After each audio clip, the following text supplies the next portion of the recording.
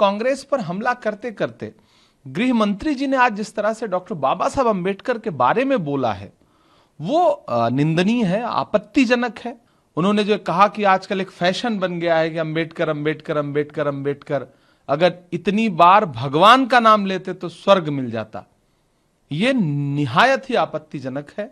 इस देश के दलितों के लिए, पिछड़ों के लिए डॉक्टर बाबा साहब अंबेडकर भगवान का ही दर्जा रखते हैं।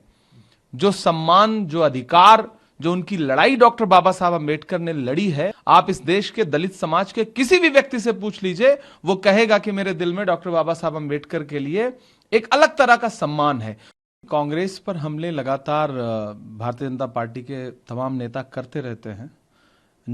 देश की नींव डालने वाली पार्टी, देश को खड़ा करने वाली पार्टी 1947 से निकाल करके और 2000 के बाद तक लाने वाली, 2014 तक लाने वाली देश की जो कांग्रेस पार्टी है, उस पर प्रधानमंत्री भी हमला करते रहते हैं, गृह मंत्री जी भी, उनके बाकी नेता भी। एक राजनीतिक आक्षेप लगाना अलग बात है, लेकिन कांग्रेस पर हमला करते करते गृह मंत्री जी ने आज जिस तरह से डॉक्टर बाबा साहब अंबेडकर के बारे में बोला है वो निंदनीय है, आपत्तिजनक है।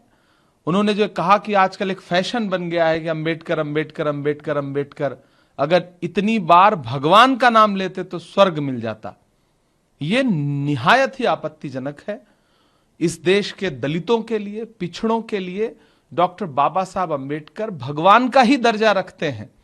जो सम्मान, जो अधिकार, जो उनकी लड़ाई डॉक्टर बाबा साहब अंबेडकर ने लड़ी है, आप इस देश के दलित समाज के किसी भी व्यक्ति से पूछ लीजिए, वो कहेगा कि मेरे दिल में डॉक्टर बाबा साहब अंबेडकर के लिए एक अलग तरह का सम्मान है। तो गृह मंत्री जी कांग्रेस को कोसते कोसते जिस तरह उन्होंने डॉक्टर बाबा साहब अंबेडकर पे अटैक किया है, वो शर्मनाक है। और मुझे लगता है अमित शाह जी को, गृह मंत्री जी को इस बयान के लिए इस देश से माफी मांगनी चाहिए। दरअसल गृह मंत्री जी सदन में खड़े होकर के संविधान के 75 वर्षों पर चर्चा नहीं कर रहे थे, बल्कि चुनावी भाषण दे रहे थे।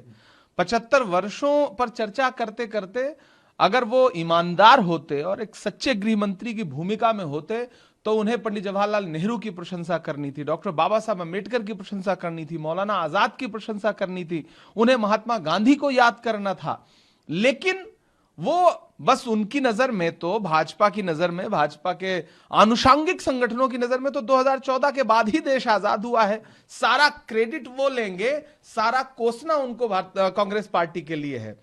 कदम कदम पे नई दास्तां सुनाते लोग, कदम कदम पे कई बार झूठ बोलते हैं।